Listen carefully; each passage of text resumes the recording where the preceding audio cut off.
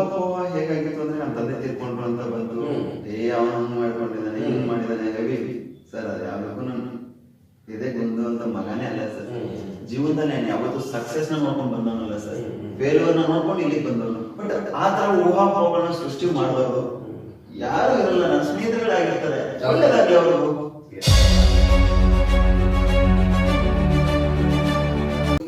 ತಾವೇ ಒಂದು ಹೊರಗಡೆ ಬಂದಂಥದ್ದು ಅದು ಇಡೀ ಕರ್ನಾಟಕ ಜನತೆಗೆ ಒಂದ್ ಕಡೆ ಶಾಕ್ ಆದ್ರೆ ಇನ್ನೊಂದ್ ಕಡೆ ಸಾಲ ಮಾಡ್ಕೊಂಡ್ಬಿಟ್ಟಿದ್ರಂತೆ ಗೋಲ್ಡ್ ಸುರೇಶ್ ಅವರು. ಸೊ ಹಂಗಾಗಿ ಹೊರಗಡೆ ಬಂದ್ರಂತೆ, ಆ ಸಾಲಗಾರರ ಕಾಟ ಜಾಸ್ತಿ ಆಯ್ತಂತೆ. ಹಂಗಂತ ಅದೇ ಊಹಾಪೋಹಕಗಳ ಮಾತು ತುಂಬಾ ಆಗ್ತಾ ಇತ್ತು. ಸೊ ಹೊರಗಡೆ ಬಂದಾಗ ಅದೆಲ್ಲ ಯಾವ ತರ ಕ್ಯಾರಿ ಮಾಡಿದ್ರು? ಒಂದ್ ಕಡೆ ಅಭಿಮಾನಿಗಳು ಅಂದ್ರೆ ಗೋಲ್ಡ್ ಸುರೇಶ್ ಅವ್ರನ್ನ ಇಷ್ಟಪಡ್ತಕ್ಕಂಥ ಅಭಿಮಾನಿಗಳು ಒಂದ್ ಕಡೆ ಇದ್ರೆ, ಒಂದ್ ಕಡೆ ಈ ಊಹಾಪೋಹದ ಮಾತುಗಳು ಕೂಡ ಅದು ಸಮುದ್ರ ತರ ಆಗೋಗ್ಬಿಟ್ಟಿದ್ದಾನೆ ಸರ್. ಊಹಾಪೋಹ ಹೇಗಾಗಿತ್ತು ಅಂದ್ರೆ ನಮ್ಮ ತಂದೆ ತೀರ್ಕೊಂಡ್ರು ಅಂತ ಬಂತು. ಅವನು ಹಂಗ್ ಮಾಡ್ಕೊಂಡಿದ್ದಾನೆ, ಹಿಂಗ್ ಮಾಡಿದಾನೆ, ಹೆವಿ ಸರ್. ಅದು ಯಾವ್ದಕ್ಕೂ ನಾನು ಇದೇ ಗುಂದು ಅಂತ ಮಗನೇ ಅಲ್ಲ ಸರ್. ಜೀವನದಲ್ಲಿ ನಾನು ಯಾವತ್ತು ಸಕ್ಸಸ್ ನ ನೋಡ್ಕೊಂಡು ಬಂದವನಲ್ಲ ಸರ್, ಫೇಲ್ಯೂರ್ ನ ನೋಡ್ಕೊಂಡು ಇಲ್ಲಿಗೆ ಬಂದವನು.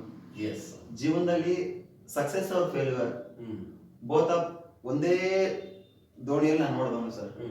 ಯಾವತ್ತು ನಾನು ಸಕ್ಸಸ್ ಆಗಿದ್ದೀನಿ ಅಂತ ಯಾವತ್ತು ನಾನು ಹಿಗ್ಲಿಲ್ಲ, ಬಿದ್ದಿದ್ದೀನಿ ಅಂತ ನಾನು ಯಾವತ್ತೂ ಕುಗ್ಲಿಲ್ಲ. ಬಿದ್ದು ಹೇಗ್ ಮೇಲೆ ಹೇಳೋದಂತ ನನಗೆ ತುಂಬಾ ಚೆನ್ನಾಗಿ ಗೊತ್ತಿತ್ತು. ಬಟ್ ಆ ತರ ಊಹಾಪೋಹಗಳನ್ನ ಸೃಷ್ಟಿ ಮಾಡಿದವರು ಯಾರು ಇರಲ್ಲ, ನನ್ನ ಸ್ನೇಹಿತರುಗಳಾಗಿರ್ತಾರೆ. ಒಳ್ಳೇದಾಗ್ಲಿ ಅವ್ರಿಗೂ. ಒಳ್ಳೆ ಸ್ನೇಹಿತರು ಇರ್ತಾರೆ, ಕೆಟ್ಟ ಸ್ನೇಹಿತರು ಇರ್ತಾರೆ. ಅದ್ರಲ್ಲಿ ಮಾಡಿರೋಂಥವ್ರು ನನ್ನ ಸ್ನೇಹಿತರು, ಅವರು ಕೂಡ ಅವ್ರಿಗೂ ಒಳ್ಳೇದಾಗ್ಲಿ ಸರ್. ಕೆಟ್ಟದಾಗ್ಲಿ ಅಂತ ಯಾರಿಗೂ ನಾನು ಭಾವಿಸಲ್ಲ ಸರ್. ಎಲ್ರಿಗೂ ಒಳ್ಳೇದಾಗ್ಲಿ ಅಂತ ನಾನು ಹೇಳ್ತೀನಿ. ಅವ್ರು ಯಾಕೆ ಮಾಡಿದ್ರೆ ಏನಕ್ಕಂತ ನನಗೆ ಗೊತ್ತಿಲ್ಲ. ಬಟ್ ಅದರಿಂದ ಅವ್ರಿಗೆ ಖುಷಿ ಸಿಗುತ್ತಾ? ತಗೊಳ್ಳಿ, ಎಂಜಾಯ್ ಮಾಡಿ. ನನ್ನ ಒಂದು ಹೆಸರಿಗೆ ಈ ತರ ಒಂದು ಕಪ್ ಚುಕ್ಕಿ ಇಡಬಹುದು ಅಂತ ಅವ್ರು ಅನ್ಕೊಂಡಿದ್ರೆ ತಪ್ಪದು. ಸುರೇಶ್ ಯಾವತ್ತೂ ಕೂಡ ಕುಗ್ಗಿಲ್ಲ ಸರ್. ಯಾವತ್ತೂ ಕೂಡ ಎದೆಗುಂಗಿ ತಲೆ ಕೆಳಗೆ ಮುಡ್ಕೊಂಡು ಕಣ್ಣಿನ ಹಾಕೊಂಡು ಕೂತವನಲ್ಲ ಸರ್. ತುಂಬಾ ಫೇಲ್ಯೂರ್ಗಳನ್ನ ನೋಡ್ಕೊಂಡು ಇಲ್ಲಿಗೆ ಬಂದಿದ್ದೀನಿ. ಯಾವತ್ ನಮಗ್ ಫೇಲ್ಯೂರ್ ಸಿಗುತ್ತೋ ಅವತ್ತೇ ನಮಗ್ ಸಕ್ಸಸ್ ಸರ್. ಮತ್ತೆ ಜೀವನದಲ್ಲಿ ಈ ತರದವ್ರು ಇರ್ಬೇಕು ಸರ್, ಸ್ನೇಹಿತರುಗಳು. ಯಾಕೆ ಇರ್ಬೇಕು ಅಂತ ಹೇಳ್ತೀನಿ ಕೇಳಿ. ಅವ್ರು ಕೊಡುವಂತ ಪಾಠಗಳು ನಮ್ಮ ಮುಂದಿನ ಬೆಳವಣಿಗೆ, ಮುಂದಿನ ನಮ್ಮ ಸ್ಟೆಪ್ಗೆ ತುಂಬಾ ಬಹುಮುಖ್ಯ ಪಾತ್ರ ವಹಿಸ್ತವೆ ಅವೆಲ್ಲವೂ ಕೂಡ. ಖಂಡಿತವಾಗಿ ಅದನ್ನ ನಾನು ಯಾವತ್ತೂ ನಂಬ್ತೀನಿ, ಅದನ್ನ ನಂಬ್ಕೊಂಡು ಬಂದಿದ್ದೀನಿ ಸರ್. ಹಾಗೆ ಇದೆ. Yes sir. ಇನ್ನು ಬಿಗ್ ಬಾಸ್ ಅಂತ ಬಂದ್ರೆ ನೀವು ಕೂಡ ನೋಡಿದ್ದೀರಿ, ಈ ಸೀಸನ್ ನಲ್ಲಿ ಜಿ ಕನ್ನಡದಲ್ಲಿ ಇರ್ತಕ್ಕಂಥವ್ರನ್ನ ಕಲರ್ಸ್ ಕನ್ನಡದಲ್ಲಿ ಎತ್ತಿ ಹಾಕೊಂಡ್ರು ಅನ್ನೋದು ಒಂದು ಅಪವಾದ ಇದೆ. ಸೊ ಅಂತವ್ರೆಲ್ಲ ಒಂಥರ ರಾಕ್ಷಸರ ತರನೇ ಇದ್ದಾರೆ. ಎಲ್ಲ ಒಂದು ಏನಂತಾರೆ, ನಾನು ಗೆಲ್ಲೋದಕ್ಕೋಸ್ಕರ ಏನ್ ಬೇಕಾದ್ರೂ ಮಾಡ್ತೀನಿ, ಯಾವ ಸ್ಟ್ರಾಟಜಿ ಬೇಕಾದ್ರೂ ಯೂಸ್ ಮಾಡ್ತೀನಿ ಅಂತಕ್ಕಂಥದ್ದು ಎಷ್ಟೋ ಜನ ಪ್ರೇಕ್ಷಕರ ಒಂದು ಮಾತು. ಸೊ ಅಂತವ್ರ ಮಧ್ಯೆ ನೀವೊಬ್ರು ಅಮಾಯಕರ ತರ ಕಾಣಿಸ್ಕೊಂಡ್ಬಿಡ್ತೀರಿ. ಅಂದ್ರೆ ಹನುಮಂತನೂ ಇರಲ್ಲ, ಹನುಮಂತು ಬಂದಾದ್ಮೇಲೆ ಓಕೆ ಅದೊಂಥರ ಬೇರೆ ತರನೇ ಹೋಗುತ್ತೆ, ತಿಳ್ಕೊಳುತ್ತೆ. ಬಿಫೋರ್ ಫಸ್ಟ್ ಡೇ ಇಂದನೂ ಕೂಡ ಒಂದು ಸೈಲೆಂಟ್ ಆಗಿ ಎಲ್ಲ ಒಂದ್ ಕಡೆ ಕುತ್ಕೋತಾರೆ ಗೋಲ್ಡ್ ಸುರೇಶ್ ಅವರು. ಅವ್ರದೇ ಆದಂತ ಲೋಕದಲ್ಲೇ ಮುಳುಗೋಗಿರ್ತಾರೆ. ಯಾರು ಏನಾದ್ರು ಅಂದ್ಕೊಳ್ಳಿ ಸ್ವಾಮಿ, ನಾವು ಪಾಪ ಮಾಡ್ಕೊಳಲ್ಲ, ಬೇಜಾರ್ ಮಾಡ್ಕೊಳಲ್ಲ ಅನ್ನೋ ತರಕ್ಕೆ ಹೋಗ್ತಾ ಇರ್ತಾರೆ ಗೋಲ್ಡ್ ಸುರೇಶ್ ಸರ್. ನನ್ನ ಹೊರಗಡೆ ಜಗತ್ತಲ್ಲೂ ಕೂಡ ನಾನು ಅದೇ ತರ ಇದ್ದವನು. ಸ್ವಲ್ಪ ಕೋಪಿಷ್ಟ ಜಾಸ್ತಿ. ನನಗೆ ತುಂಬಾ ಲಿಮಿಟೆಡ್ ಫ್ರೆಂಡ್ಸ್, ಬೇರೆ ಎಷ್ಟು ಫ್ರೆಂಡ್ಸ್ ಇದಾರೆ ಅವ್ರ ಜೊತೆ ನಾನು ತುಂಬಾ ಜನ ಬಂದ್ಕೋತೀನಿ.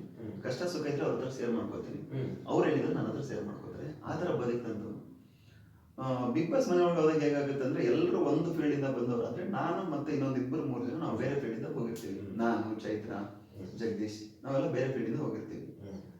ಸರ್ ಹೇಗಾಗುತ್ತೆ ಅಂದ್ರೆ, ಇವಾಗ ನನ್ನ ಫೀಲ್ಡ್ ಇಂದ ಬಂದವರಾದ್ರೆ ನನಗೆ ಒಳ್ಳೆ ಸ್ನೇಹಿತರುಗಳಾಗ್ತಾರೆ. ನಾನು ಇಂಟೀರಿಯರ್ ಕನ್ಸ್ಟ್ರಕ್ಷನ್ ಫೀಲ್ಡ್ ಅಲ್ಲಿ ನನಗೆ ಒಳ್ಳೆ ಸ್ನೇಹಿತರುಗಳಾಗ್ತಾರೆ. ಎಲ್ಲರೂ ಕೂಡ ಬೇಗ ಅಟ್ಯಾಚ್ಮೆಂಟ್ ಆಗ್ತೀವಿ. ನಮ್ಮೆಲ್ಲರಲ್ಲಿ ಒಂದೇನೋ ಬಾಂಡಿಂಗ್ ಬರುತ್ತೆ. ಆತರ ಇಂಡಸ್ಟ್ರಿ ಅಂತ ಬಂದ್ಮೇಲೆ ಇಂಡಸ್ಟ್ರಿಯಲ್ಲಿ ಅವರೆಲ್ಲರೂ ಒಂದಾಗಿರ್ತಾರೆ. ಅವರಾಗಿ ಅವ್ರು ಟ್ರಿಗರ್ ಮಾಡೋದು, ಬಿಡು ಇವ್ರು ಎಷ್ಟು ದಿನ ಇರ್ತಾರೆ, 4 ದಿನ 5 ದಿನ, 1 ವಾರ 2 ವಾರ ಇದ್ದು ಹೋಗ್ಬೋದು ಅಂತ ಅವ್ರು ಥಿಂಕ್ ಮಾಡಿರ್ತಾರೆ. ಬಟ್ ನಾನು ಯಾವತ್ತೂ ನನ್ನ ಮೈಂಡಲ್ಲಿ ಇರ್ತೀನಿ ಸರ್. ನಾನು ಹೇಗಿದ್ದೀನಿ ಹಾಗಿರ್ಬೇಕು, ನಾನು ಆಟ ನಾನು ಆಡಬೇಕು ಅಂತ ಅನ್ಕೊಂಡಿದ್ದನು.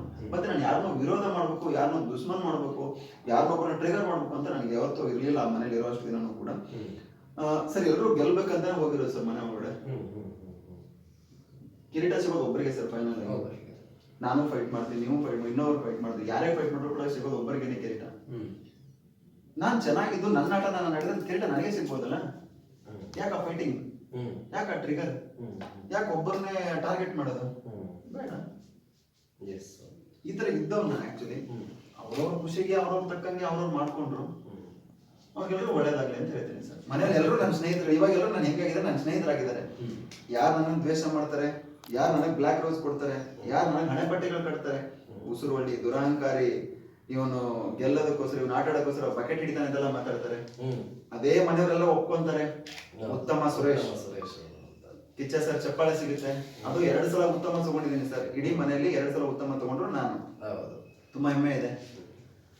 ಬಟ್ ಬದಲಾವಣೆ ಹೇಗಾಗತ್ತೆ ಅಂದ್ರೆ ಅದೇ ಮನೆಯಲ್ಲಿರುವಂತ ಬದಲಾವಣೆ ಸರ್. ಖಂಡಿತವಾಗಿ ಸತ್ಯ.